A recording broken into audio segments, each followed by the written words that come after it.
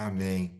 Louvado seja o nome do Senhor por mais uma noite estarmos aqui, privilegiados por sermos salvos por Jesus, por estarmos em nossas casas, falando, ouvindo. Maravilhoso estarmos aqui. Obrigado pela sua vida, por você ter tido acesso a esse material. Vamos falar aqui única e exclusivamente de Jesus. Vamos orar para iniciar mais essa reunião sobre o tema O Projeto de Matar Jesus, que se encontra no livro de Marcos 3, do 1 ao 6. Oremos. Senhor, te louvamos na noite desse dia, te glorificamos, Jesus, por tudo que tu tem feito por nós, pelo Senhor ter nos guardado, nos dado paz, nos dado saúde e a possibilidade de fazermos esse material, Senhor, que é única e exclusivamente para o teu reino, para pessoas serem edificadas, para as pessoas crescerem em ti, Pai. Muito obrigado, Jesus, porque tu é fiel, santo, poderoso. Te louvamos, Jesus, porque tu é maravilhoso. Muito obrigado, Pai. Seja conosco nesse momento de reunião. Te agradeço. Em nome do teu Filho Jesus Cristo. Amém. Amém. Amém. Vamos lá, professor. O projeto de matar Jesus, Marcos 3, do 1 ao 6, diz assim: Jesus entrou de novo na sinagoga, onde estava um homem com a mão seca. Havia ali, né, algumas pessoas espiando para ver se Jesus ia curá-lo em dia de sábado, e assim poder acusá-lo. Jesus disse ao homem da mão seca: levanta-se e fica no meio. Depois perguntou aos outros: o que é que a lei permite no sábado? Fazer o bem ou fazer o mal? Salvar uma vida ou matá-la? Mas eles não disseram nada. Jesus então olhou ao seu redor, cheio de ira e tristeza, porque eles eram duros de coração. Depois disse ao homem: estende a mão. O homem estendeu a mão e ela ficou boa. Logo depois, os fariseus saíram da sinagoga e, junto com alguns do partido de Herodes, faziam um plano para matar Jesus. É a segunda vez, aprofundamento, é a segunda vez que Marcos mostra Jesus agindo em dia de sábado na sinagoga de Cafarnaum. É a terceira vez que age nesse dia. Somos tentados a dizer que se trata de provocação. Sábado, sinagoga, curas. Marcos dá a entender que Jesus faz isso por toda a Galiléia. Já dissemos que a sinagoga é reduto de doutores da lei e fariseus. É aí que eles fazem a cabeça do povo com o seu ensino e catequese. Mas o povo gosta quando Jesus se apresenta na sinagoga, pois tem certeza de que aí vem novidade e se escutam as boas notícias. A tensão nesta cena chega ao máximo e no final temos esse resultado. As autoridades representadas pelos fariseus se associam ao poder político, os partidários do rei Herodes, e planejam a morte de Jesus. De certo modo, pode-se dizer que a sinagoga é, sobretudo, aquilo que ela representa, é o útero em que se gera a morte do portador das boas notícias.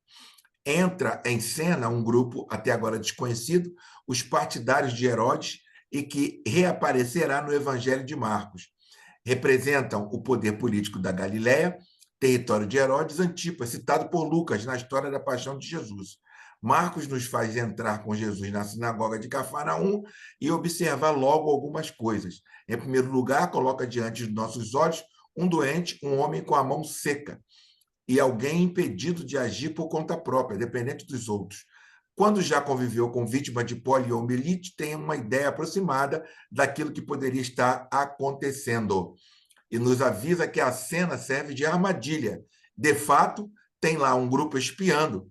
É a única vez que Marcos usa esse verbo, para ver se Jesus cura um dia de sábado, buscando motivo de acusação. Na primeira intervenção na sinagoga, Jesus agiu livremente e o povo se admirou. Agora já está montada a armadilha e nada se diz da reação do povo. Marcos não dá nome aos bois, ou seja, não diz quem são os espiões, mas nem é preciso. O mundo inteiro sabe. Lucas, narrando o mesmo fato, faz questão de ser bem claro. são os doutores da lei e os fariseus. Jesus não se intimida e desafia o grupo espião, pedindo ao doente que fique de pé e se ponha no centro da assembleia. Temos aqui a seguinte sequência: cidade de Cafarnaum, sábado de sinagoga, homem doente de pé no centro. O povo central é um homem paralisado, impedido de agir. É como no episódio anterior, o clamor pela vida ocupa o centro das atenções de todos. Marcos nem mais diz que Jesus ensinava naquela sinagoga, porque o tema já é conhecido de todos. A lei do descanso sabático é posta em xeque, ou melhor, Jesus põe em xeque o sentido último da lei, perguntando o serviço de quem está da vida ou da morte, do bem e do mal.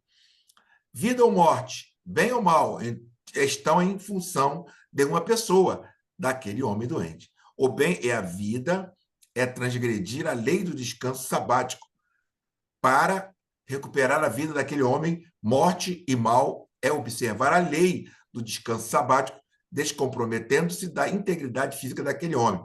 Em outras palavras, Jesus pergunta o que é ser ético, o que é o bem e o que é o mal. Jesus perguntou essas coisas a todos que estavam na sinagoga, exceto ao homem da mão seca, mas por sua pergunta ficou sem resposta. Já foi notado que, desta vez, o povo está calado, provavelmente intimidado pelos doutores da lei e dos fariseus. Daí a indignação de Jesus, olhando ao redor, envolvendo a todos, demonstrando ira e tristeza. A ira dele faz pensar no episódio do leproso e a tristeza de Jesus. A única vez que essa palavra aparece em Marcos. Decorre da dureza do coração deles, ou seja, da falta de solidariedade. É a mesma dureza de coração denunciada pelos profetas do passado, dureza de coração presente também no faraó. Essa dureza de coração aparece somente aqui no Evangelho de Marcos.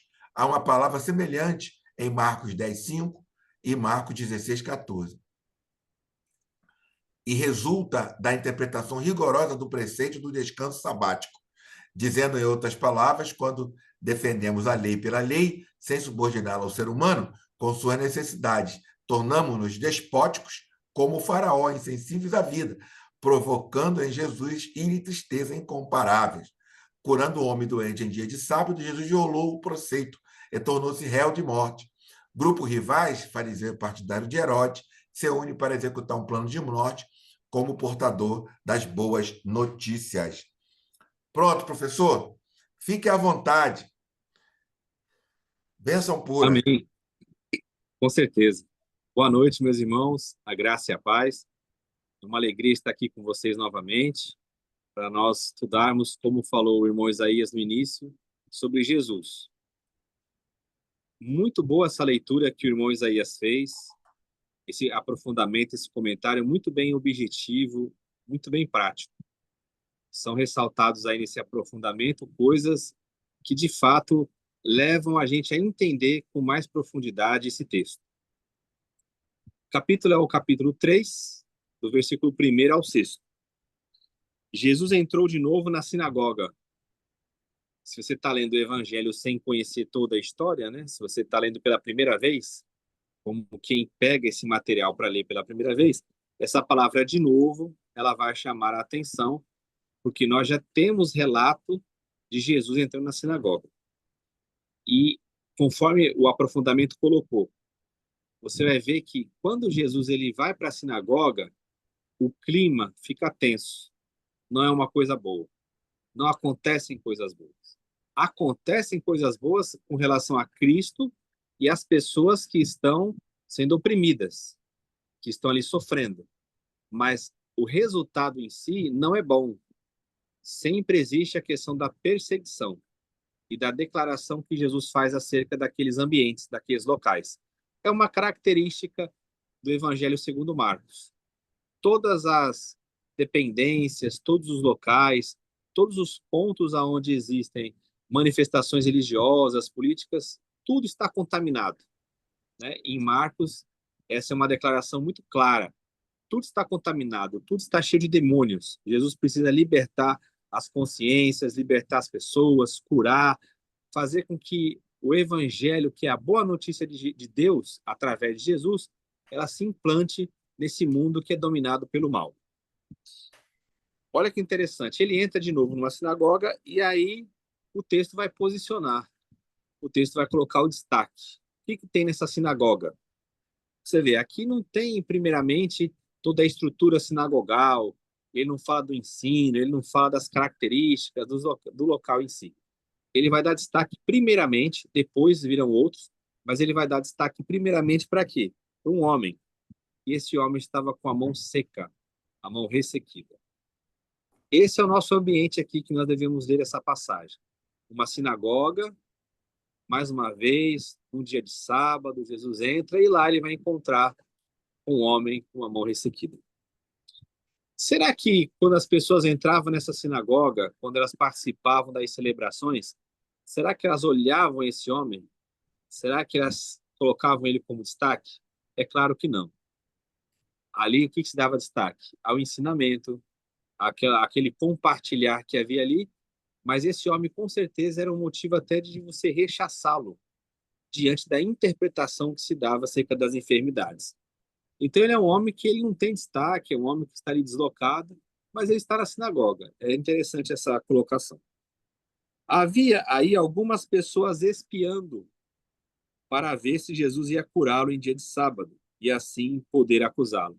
Por que isso? Como é que essas pessoas sabem que Jesus pode curar? Porque a fama de Jesus, como a gente já viu em textos anteriores de Marcos, essa fama se espalhou. Então, Jesus, ele é visto ali como um homem que ele anda pelas localidades e alguns até o enxergam como um taumaturgo, um curandeiro, né? E a fama dele se espalha. Ele é um homem que procura curar. E bem colocado no aprofundamento, parece que é algo provocativo. Jesus tem que curar no dia de sábado. Ele parece que escolhe essa data para trazer sempre as lições. Então, tá claro aqui agora, né? Uma sinagoga, um homem doente, com a mão ressequida, e as pessoas começam a espiar Jesus para ver se ele vai curar. Por quê? Com certeza elas viram que a atenção de Jesus se voltou para esse homem. Esse homem já está ali, já. Agora, quando Jesus chega e ele entra nesse ambiente, o que ele procura? Os inválidos, os excluídos. E aqui fica uma pergunta de reflexão para nós. Quando a gente entra em ambientes, o que nos chama a atenção? É o ambiente em si? É o ensino que o ambiente produz? É a riqueza do ambiente? É a tradição do ambiente? Ou é a pessoa necessitada? Os excluídos, os mais carentes, né? Jesus, ele busca essas pessoas. Então, olha só, agora vai ter uma fala de Jesus na sinagoga. Jesus disse ao homem da mão seca: levanta-se e fique no meio. Olha só como Jesus, o texto aqui quer mostrar que Jesus coloca de fato esse homem em evidência. Ele manda o homem se levantar e ficar no meio, ou seja, todo aquele ambiente agora vai estar voltado para aquele homem. Aquele homem se torna o centro do ambiente. O que Jesus está mostrando? Que a sinagoga deveria agir assim. Tudo que Jesus faz é um ensino pedagógico, é prático. Jesus coloca os necessitados no centro. É isso que a religião deveria fazer. Ela deveria buscar os necessitados e enfatizá-los e trazer cura para eles e mostrar a necessidade do povo. Era isso que Jesus queria mostrar. Depois ele vai perguntar aos outros: o que é que a lei permite no sábado? Fazer o bem ou fazer o mal? Salvar uma vida ou matá-la? Onde que está a pegadinha aqui, né, nesse texto? É porque sempre quando se fala em dia de sábado, se fala sobre o não fazer. Sempre quando fala de sábado, fala de descanso, de deixar de fazer as atividades, algo para você ter que medir ali. Quanto que eu posso andar, o que eu tenho que deixar de fazer. Então, sempre a ênfase que eles davam ao sábado é o não. É o não fazer, é o descanso. É você ficar ao máximo em repouso para que você, entre aspas, cumpra a vontade de Deus que é estabelecida na lei. Mas Jesus não. Ele pega a questão do sábado e ele reverte o pensamento. Ele fala o que se deve fazer em um dia de sábado. O que a lei permite? Fazer o bem ou fazer o mal? Salvar uma vida ou matá-la? Olha só que pergunta retórica que deixou o ambiente em silêncio. Jesus era mestre nisso, né? Mas eles não disseram nada. Ou seja, não tem argumento. Por quê? A pergunta que Jesus fez só cabia uma resposta. Qual que era a resposta? Fazer o bem. Olha, se no sábado se permite fazer o bem, Jesus vai curar aquele homem, então Jesus vai fazer o bem. E que bem que ele vai fazer? Ele vai fazer o bem supremo ali, que é inserir aquela vida na sociedade, que é salvar aquela vida. Então, com certeza, eles não podem dizer nada. A pergunta foi feita, eles que estão no ambiente de doutores não têm resposta. Há um silêncio. Esse silêncio, com certeza, é a afirmativa necessária que Jesus precisava. Jesus então olhou ao seu redor, cheio de ira e tristeza, porque eles eram duros de coração. Que interessante, né? Como que Jesus percebe isso? Porque eles não admitem. A religião é assim. A religião ela não busca o bem da pessoa. Se a religião ela se confronta ali, uma atitude que vai gerar o bem para uma pessoa, mas que vai contra os seus preceitos, ela se ira. Você vê isso claramente. Eu vou dar um exemplo aqui bem claro sobre isso. Você vê pessoas de uma religião determinada, de uma religião qualquer, que ela alimenta pessoas, que ela cuida de pessoas. Quando você vê um grupo religioso que olha aquilo, ele não celebra a Deus, ele não agradece a Deus porque aquele outro grupo está fazendo isso. Ele não tem compaixão, não tem humanidade. Ele não fala assim, olha, graças a Deus que aquele grupo religioso está alimentando os doentes, que está cuidando deles, que está levando um alimento, uma cura, uma esperança. Não. Sempre vem numa ofensiva. Ah, mas eles fazem aquilo porque eles querem mostrar que eles são salvos. Mas, na verdade, eles são endemoniados, eles estão perdidos. Aqui não tem valor algum para Deus. É a mesma característica aqui. É uma dureza de coração. Se não é do meu grupo, se não fala a mesma linguagem que eu, se não tem o mesmo pensamento religioso, teológico que eu, não serve.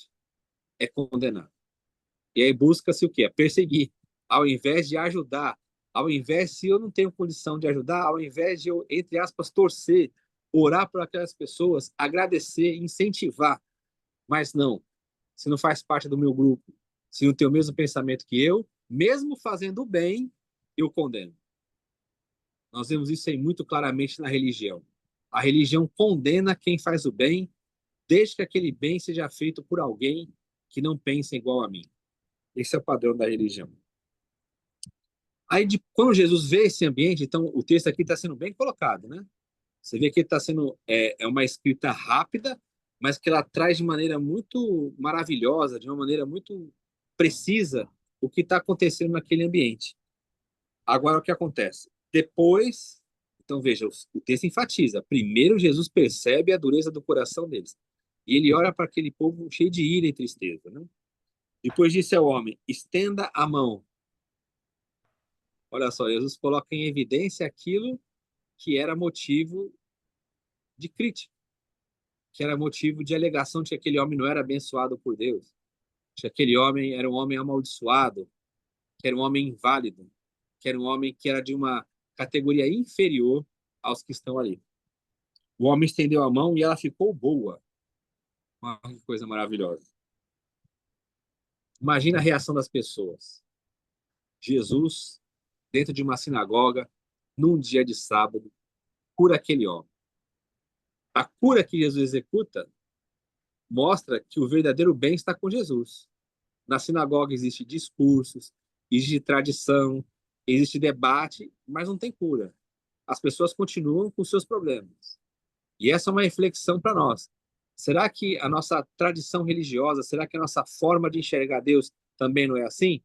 Nós nos preocupamos muito com as tradições, com os debates, interrogar quem é certo, quem é errado, o que eu posso fazer da palavra de Deus, o que eu não posso, mas, na verdade, não traz cura para as pessoas, não muda a vida das pessoas, não traz aquilo que a pessoa verdadeiramente precisa.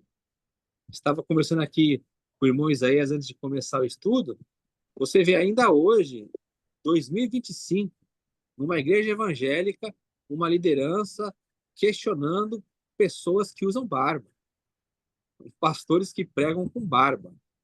Aí eu falo, o que que isso agrega para a vida das pessoas? O que que isso satisfaz a necessidade maior que as pessoas têm? que isso leva de Cristo para as pessoas? Você debater se a pessoa pode usar barba ou não. E aí pega um versículo fora do seu contexto e aplica como se aquilo fosse uma realidade e fala assim: essa é a nossa tradição, é assim que a gente aprendeu.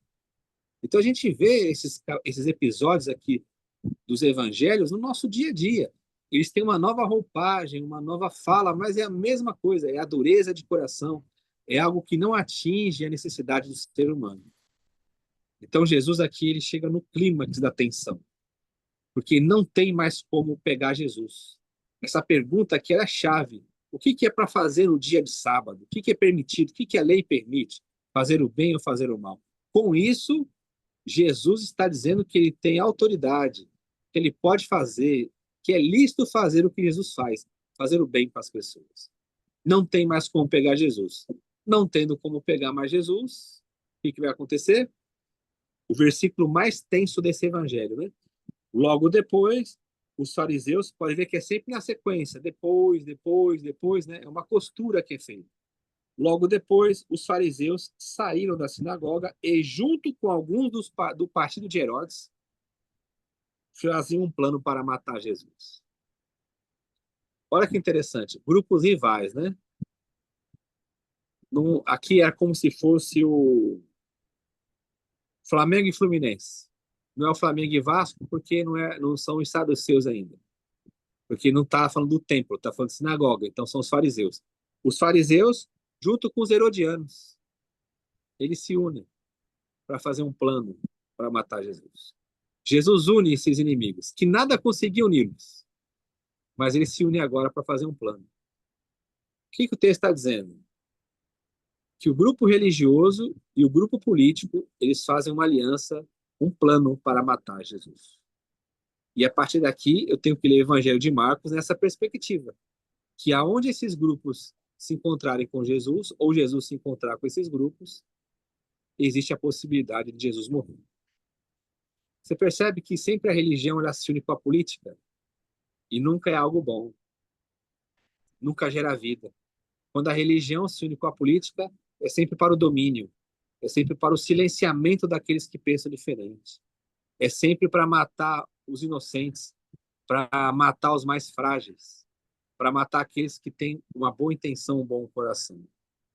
Então, aqui o Evangelho de Marcos, nesse início, ele chega no clímax. É claro que o clímax é a própria morte de Jesus, mas aqui é o clímax da situação. Não tem mais como segurar Jesus. O que ele faz é embasado na lei, é verdadeiro, tem trazido vida para as pessoas, tem mostrado que o discurso dele de fato é maravilhoso e que a sua prática ela traz libertação para as pessoas. O que a religião e a política têm que fazer?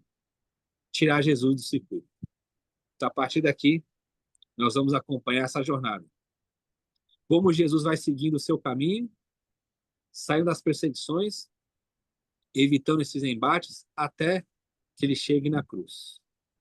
Esse é o caminho de Jesus. Esse é o caminho do Cordeiro. Esse é o caminho do discipulado. Vou passar para o irmão Isaías. Professor, essa tua última fala aí é realmente contundente. E na época de Jesus já acontecia isso, e hoje, como o irmão falou, não é diferente. Queria agradecer de antemão a presença dos irmãos aqui. Arnaldo está sumido. Pensei até que ele tinha ido para a glória e eu tivesse ficado. Pergunta, Mas, professor, fala com ele. Eu tenho tido contato com o professor aí. Fala com ele, professor. Me defende Falamos, aí. eu falamos fico muito hoje. feliz. Conversei com ele hoje, Isaías. Eu fico muito feliz por isso. Então, o professor Wilton, como nós estávamos falando a respeito do assunto do momento, que é a morte do Papa, né? Um Papa que veio quebrar totalmente aquela estigmatização que tinha do homem santo, do homem enclausurado, do homem com anel, aquele anel papal, um homem que dizia que era impecável, não é isso? A impecabilidade. Um homem que dizia, o homem que dizia que nunca tinham errado. Aí vem um papa que admite que a igreja roubou. e determina que devolvam o ouro roubado que a igreja roubou. Um papa que entra e manda fazer uma auditoria no Banco do Vaticano. Um papa que entra e manda vender todos os carros na garagem subterrânea do Vaticano para dar o dinheiro para os pobres, como eu lhe falei aqui. Um padre que vem e visita os presos uma vez por semana, os presos de Roma. Um papa que vem e muda o carro que anda, não é aquele carro mais importado, é um carro simples da Fiat. Um papa que vem e liga para as paróquias do mundo todo, inclusive aqui de São Paulo, por Júlio Lancelotti, liga para ver como estão o trabalho com os famintos. Um papa que vem e briga para que a Itália receba os refugiados que vêm de outros países que necessitam de ajuda. Um padre que vem e admite na Eucaristia, na missa, pessoas divorciadas. Olha só que loucura. Um padre que vem e conversa com um casal de homoafetivos. Esse padre, que é o Papa, ele parece com quem? Com quem que esse cara parece? Por isso que a morte dele causa o quê? Causa alegria para os grupos de políticos e religiosos de hoje, de 2025. Nada mudou. Aí você vê o pessoal, eu vou ser bem franco e sincero aqui, da direita brasileira, da extrema-direita, comemorando a morte do Papa. Comemorando a morte do Papa. Você está entendendo? Então, se Jesus estivesse hoje e Jesus estivesse nessa posição, ele ia ser chamado, como chamam, o Papa de quê? De comunista. As pessoas não chamam Jesus de comunista hoje, professor, porque elas não conhecem as obras de Jesus. Se as pessoas, Arnaldo, conhecessem as obras de Jesus, que é isso aí que eu estou falando, Jesus não ia andar de Rolls Royce, Jesus não ia ter segurança, Jesus ia andar na Vila Mimosa, Jesus ia andar lá no baile funk, Jesus ia andar lá no Catiri, Jesus ia andar Jesus ia cuidar das mulheres prostitutas da Lapa, Jesus ia cuidar dos mendigos. Esse cara, esse é socialista, esse cara é comunista. Vamos matar esse Jesus. Então, eu queria que o professor falasse a respeito desse apanhado que eu fiz. E uma outra questão, professor, que eu queria colocar. Eu tenho reparado que Jesus, ele, em certo momento, ele passa a ser uma linha tênue de um provocador dos religiosos. Jesus pensa assim, eles não querem que eu faça isso, porque é sábado, tem esses grupinhos aí, mas eu vou fazer, vou botar esse cara aqui no centro. Vem para o centro. Aí vem a questão, Jesus, ou professor, vem a questão, que eu já ouvi muito. Ai daquele que vier o escândalo. É uma linha tênue. É uma linha tênue. Tá me entendendo? Quando eu coloquei esse cabelo, muitos disseram, isso aí causa escândalo. Mas eu falei, ué, mas eu não estou pecando. Pelo contrário, quem está se sentindo ofendido está racista. Então, eu não vou colocar porque eu vou causar escândalo ao meu irmão. Então, a linha, professor, muito tênue. E eu queria que o professor dissertasse sobre essas duas questões, por gentileza. Tá legal. Essa questão do Papa Francisco é bem interessante. Por coincidência, você, o Arnaldo e eu estamos de branco, né? Estamos de branco. E se você reparar, na posse dele lá, quando ele assume o papado, ele não coloca aquela capa vermelha. Não sei se vocês já repararam isso. Você pode pegar que você vai ver lá as fotos, né? Vou pegar só os dois últimos antes dele. O João Paulo II e o Bento XVI. Quando eles assumem, ele vai fazer aquele primeiro discurso, eles colocam aquela capa vermelha que ela tem uma simbologia de realeza. É mesmo, é? Sabia não. É de realeza. Do Vaticano, que é uma monarquia que não tem ninguém acima deles, né? É um Estado mesmo real, é como se fosse um monarca mesmo. Então, vou chamar de estola, não é bem uma estola, porque ainda tem a estola, mas aquela capa vermelha, bonita, né, de púrpura, ela representa isso. Quando ele assume, e aí que eu falei da coincidência de branco, se você olhar e ver o discurso que quando ele assume, ele não coloca aquilo, Olha, ele não usa aquilo, ele fica com a roupa branca. Depois vocês podem reparar, isso aí é bem interessante. Ali já tinha uma mensagem, né? Que ele não se via como aquele rei, como aquele monarca. E como você disse, era para causar alegria em nós, né? Em ver uma pessoa que tem tanto poder na mão, não usar desse poder, não fazer discriminação, distinção de pessoas, pensar no avanço. Tem um teólogo chamado Leonardo Boff, brasileiro, né? Ele diz que com a, com a inauguração do novo milênio e com a ascensão aí do Francisco ao papado, né? Ele fala que a Igreja Católica entrou numa nova era e que se ela retornar àqueles padrões, né, antigos, ela vai perder muito. E o que acontece? O Francisco talvez ele tenha sido o Papa que mais se adequou ao Concílio Vaticano II. Nós tivemos ali o João XXIII, claro, foi o Papa que iniciou aquele concílio, né? Aí você vai ver o João Paulo II, que foi muito reativo, embora ele fosse aquela figura carismática, né? Que quando você fala de Papa, geralmente você lembra da foto do João Paulo II, porque ele usou muito a comunicação, né? Mas ele foi um Papa muito duro, o polonês, né? Karol Wojtyła, que foi o João Paulo II. Aí depois vem o Bento XVI, que era uma sumidade no campo teológico, um dos maiores pensadores que a Ratzinger. igreja já teve, é o Joseph Ratzinger. Você vê vários materiais, era um excelente teólogo, né? E foi um papa que o pessoal temia porque ele era alemão, achava que ele ia ser muito duro, mas ele não foi tão duro quanto o pessoal esperava. É claro que tem episódios dele, quando ele estava lá na chamada Santa Inquisição Moderna, né? Da doutrina, da congregação da doutrina da fé. Tem até esse embate aí com Leonardo Boff, né, que é citado. Mas ele não foi tão duro como se esperava. E o Francisco, quando ele escolhe esse nome Francisco, já é uma tendência, né? Você vê, é o primeiro que coloca o nome de Francisco, o Bergoglio, Jorge Bergoglio, né? Ele escolhe Francisco. E Francisco é opção pelos pobres.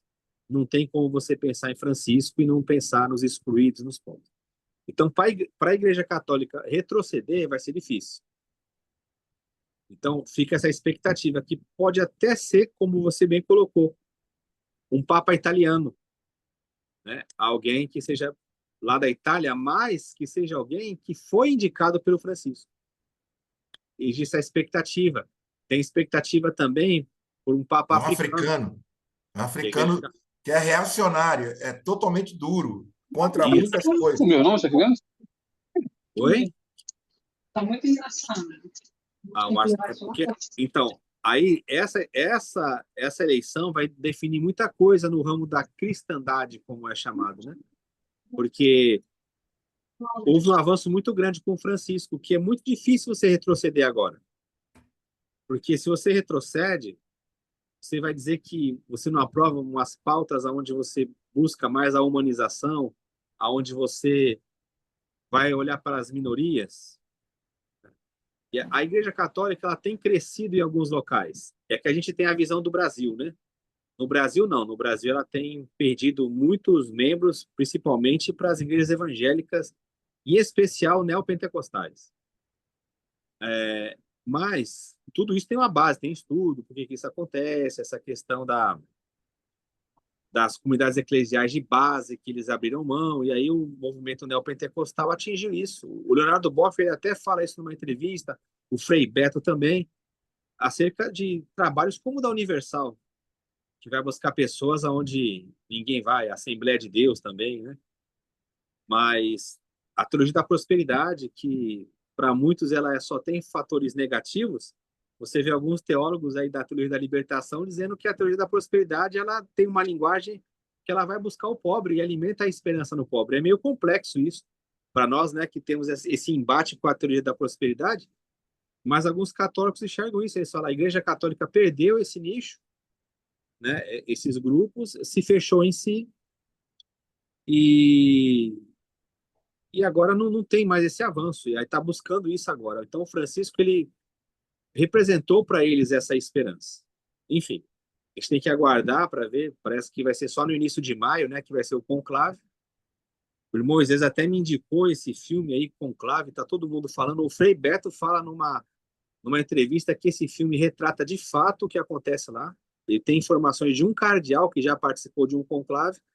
Então, eu espero nesse final de semana, se Deus quiser, assistir. O Moisés comentou, alguns irmãos também, o Lohan, o pessoal falou que eu tenho que assistir esse filme e eu vou assistir se Deus quiser. A segunda questão, qual que é, Zé, que você trouxe? A questão da religião, né? A questão do escândalo. Do escândalo, perfeito. O que era escândalo para Jesus, né? Então a gente tem que verificar o que é escândalo para Jesus. Escândalo para Jesus é tudo aquilo que faz um pequenino tropeçar, no sentido de ele não participar do reino de Deus. Isso que é o escândalo. Escândalo não é o cabelo que eu uso, escândalo não é a roupa que eu uso, escândalo não é a música que eu ouço. Escândalo é a minha vida que não condiz com o segmento de Jesus. Isso é escândalo. Eu falo assim, ai daquele por quem vem o escândalo. Os escândalos são até necessários. É necessário que o escândalo venha. Não tem como você impedir o escândalo. Mas ai daquele por quem vem esse escândalo. Jesus coloca uma imagem muito pesada. Ele fala que era melhor essa pessoa amarrar uma pedra e se lançar lá no mar do que fazer um dos pequeninos se escandalizarem. E o contexto é bem claro. O escândalo ali, por incrível que pareça, sabe o que era? É você não dar assistência aos pequeninos. Esse é o escândalo. Porque se você é de Jesus, a sua vida é uma vida de doação, como Jesus fez. Você nunca vai impedir o pequenino, porque o pequenino precisa de ajuda. Escândalo se tornou para muita gente assunto de moralidade, mas nunca foi para Jesus moralidade. Tanto é que Jesus era um escândalo para a religião. Exatamente. Né? Mas Jesus não entra nessa questão da moralidade, porque senão a gente vai cair no mesmo argumento dos religiosos. Jesus andava com pessoas que a religião considerava que era um escândalo. Jesus fazia coisas que para a religião era um escândalo. Ele bebia, comia com os pecadores, participava das festas, andava com gente da ralé, que é o texto lá, né, no Evangelho, se fosse traduzir perfeitamente o texto na linguagem de hoje, era isso. Jesus andava com a ralé, com a gente que não prestava. E isso era um escândalo. Ele tocava em pessoas impuras, ele quebrava a lei na interpretação deles. Tudo isso era um escândalo para a religião, mas não era um escândalo para Jesus. Escândalo para Jesus é você não alimentar o necessitado, é você não acolher o doente, é você não fazer o que ele fez nessa passagem que nós vemos hoje. Escândalo é você dizer que é uma pessoa religiosa e não fazer o bem. Tiago vai falar sobre isso. Tiago mostra o que é o escândalo. Tiago fala assim, olha, se você é uma pessoa da fé, da religião, e você vê vir até você uma pessoa que não tem comida, que não tem roupa, e você diz assim, vá em paz, que fé que é essa? Essa é uma fé que causa escândalo. E o caixa da igreja é cheio. Cheio. Isso é comprando escândalo. van, comprando ônibus, alugando estacionamento do lado da igreja, querendo comprar outro terreno. Isso que é escândalo. Isso que é escândalo. Olha ele aí, olha ele. Exato. Isaías. Professor, escândalo para a religião hoje é isso que eu falei, é usar barba, é usar short, usar brinco, tatuagem. Jogar bola. Espera aí que Lenilda chegou aqui. Arnaldo, pergunta aí, por favor, que eu vou abrir o portão para Lenildo. Oi, tô indo. Estou chegando agora, eu vou perguntar o quê? Eu acho legal aquela passagem que fala, né, falou sobre escândalo, né? Se você comer legumes, né? Ele estava fazendo uma comparação. Se você comer legume, se você comer legume, escandalizar seu irmão, você não coma legume, né? Essas coisas assim, né? Tem determinadas coisas que a gente faz com a tranquilidade, com a serenidade de coração, e o irmão do lado se escandaliza, né? É bom até a gente evitar isso, né? Por exemplo, o vinho, pô. Pô, um vinho, pô, eu nunca, no mundo mesmo, eu nunca gostei de beber, que eu sempre fui fraco para bebida. Mas eu sou fã de um vinho suave, e tudo, no almoço, com a esposa, né, no restaurante. Não você se embriagar, sabe? Mas aí tem certos segmentos aí que, se você beber uma taçazinha de vinho, pô, se escandaliza de uma maneira sobrenatural, mas a gente tem que suportar, né, em Isso. amor essas pessoas. Fazer o Suportar os quê? mais fracos na fé. Exato. Eu fui, eu fui numa reunião de pastores um dia desse, e aí o irmão que me convidou falou: Isaías, lá vai ter eu, você, lá vai ter eu, você. Olha lá, Lenilda, você, ó. Lá vai ter eu, você e outros pastores lá. E uns dois pastores lá que eles gostam de tomar uma cervejinha. Você tem algum problema? Eu falei, poxa, não tenho problema nenhum.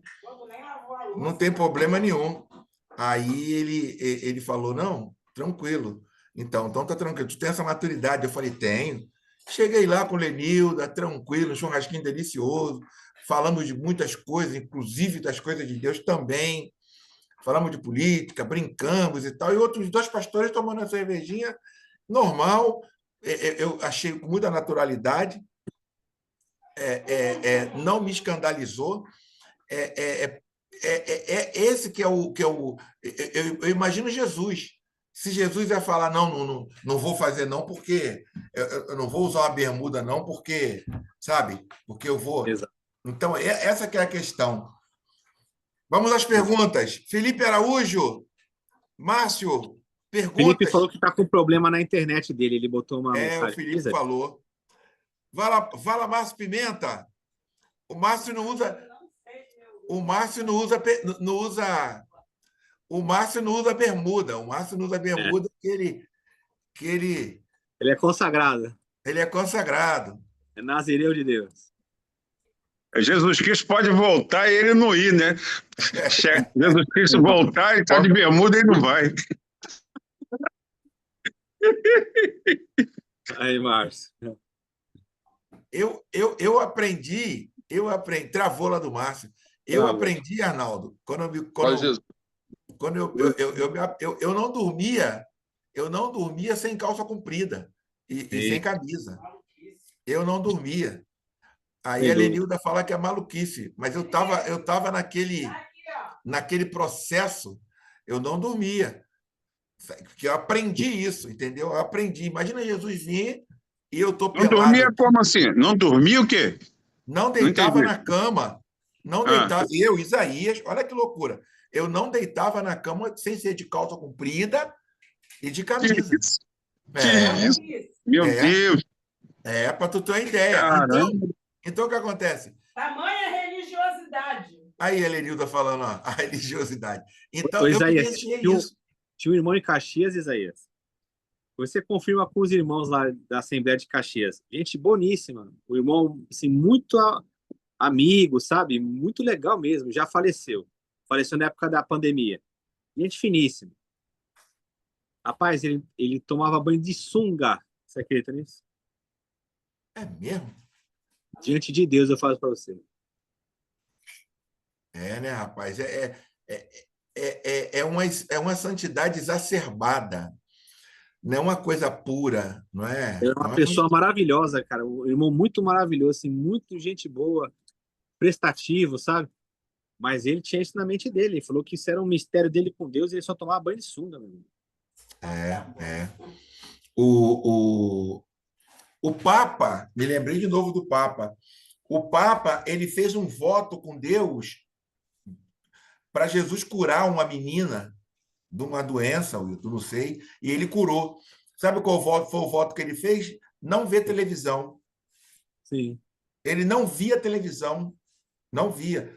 Tanto que ele disse que o sonho dele era ver o time dele, né? O O São Lourenço. São Lourenço, mas ele não via por causa do quem estava cuidando dele lá, dizia que ele não via, e isso era o voto que ele tinha feito com Deus. Olha que coisa interessante. Interessante. Interessante, né? Vamos lá, gente. Já estamos chegando já ao momento de terminar. Fala, Márcio! Fala, Arnaldo! Felipe tá na área também. Márcio está com a internet. Também tá ruim. Tá ruim, tá travando? Mas professor Wilton. Cadê o Márcio? Márcio vai falar alguma coisa?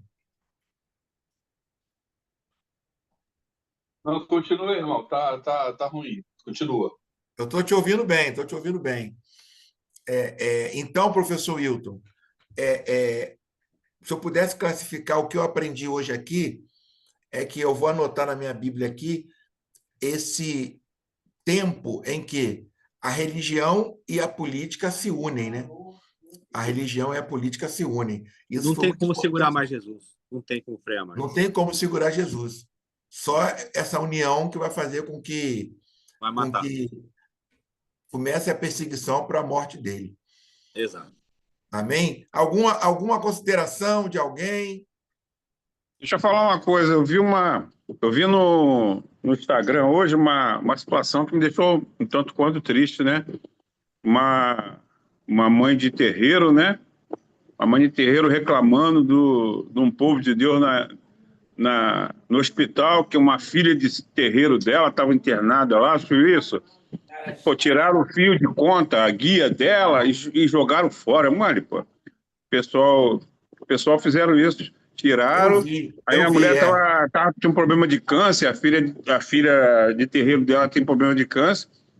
Aí os cristãos chegaram lá, falaram de Jesus para ela, pô, tiraram os fios de conta e jogaram fora, mano. A mulher estava no leito, apareceu o vídeo da mãe de santo falando e a da filha, né, no leito, reclamando, chorando pra caramba, porque jogaram fora. Ainda foram procurar na lavanderia, um montão de lugar lá. Pô, isso é inadmissível, coisa terrível isso, né, pô? Estava vendo no Instagram, não sei se vocês viram isso. Eu vi. Tu viu, Wilton? Não cheguei a ver. Caramba. Um abuso com o sagrado dos outros, assim, Sim. absurdo. Quando que a atitude nossa seria o quê? Acolher, respeitar e mostrar ela, em determinado momento, ela falar assim, vem cá, você é crente? Aí você fala, eu tenho Jesus, mas eu te amo, independente de qualquer coisa. Sim. Entendeu? Então, é algo assim, que a dor que o Arnaldo sente é uma dor que Jesus sente também, Arnaldo. Jesus sente também. Entendeu? Então, vamos lá. Eu ia pedir, por favor, agradecer ao professor. Pedir aos irmãos que não esqueçam de continuar abençoando o professor Wilton. E quarta-feira, Arnaldo, eu vou lá no professor quarta-feira, hein? Você podia ir com a gente. Felipe também, Felipe. Aonde? Vamos lá em Xerém. Em Xerém, no aniversário de um pastor amigo lá, pô. Mas quarta-feira, que hora? Quarta-feira, que hora? Eu devo sair daqui 7h30, 7h, por aí. Da noite? Daí para lá, Arnaldo, é mais rápido do que daqui.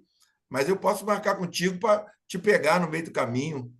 Entendeu? Isso. Até porque, professor, tem que ver, estava vendo aquele lance do livro, né? Que eu adquiri. Eu estou com o livro aí para poder passar para professores aí. Ai, que bênção. Entendeu? Bênção. Aí vamos aproveitar essa oportunidade aí para eu levar. Maravilha. Mas a minha ideia, Arnaldo, sempre é ser essa pessoa de ligação. Fora o Espírito Santo, eu quero ser essa pessoa de ligação para levar pessoas que eu amo a ter contato com o professor Wilton, entendeu? Ter contato com o professor Wilton para perguntar, tirar dúvida, abençoar, ser abençoado, entendeu? Domingo agora nós teremos uma reunião pelo aplicativo Zoom e eu vou apresentar o Braille Buca Que a um legal. grupo que eu participo, Ciranda de Fé, que é muita gente que tem o evangelho afrocentrado, o Sim, evangelho é de teologia negra, e aí vai nesses caminhos, aí o Brian se prontificou, Hilton, de imediato, que de legal. imediato. Quando o pessoal viu o currículo dele, ficou louco, né? Exato. E ele se prontificar assim, irmão, vai ser uma honra e Que tal. legal. Então vai ser bênção. Tá bom, gente? Arnaldo, você poderia orar pela vida do professor, Amém. pela vida nossa, das nossas famílias, Arnaldo? Por Amém, Jesus. gentileza? Por favor, também, Arnaldo, não esquece de orar pela minha filha, que está na França, para Deus abençoá-la, e também pela família do Papa, Amém. que está vivendo esse momento de luto, né? É Por favor, verdade. Arnaldo.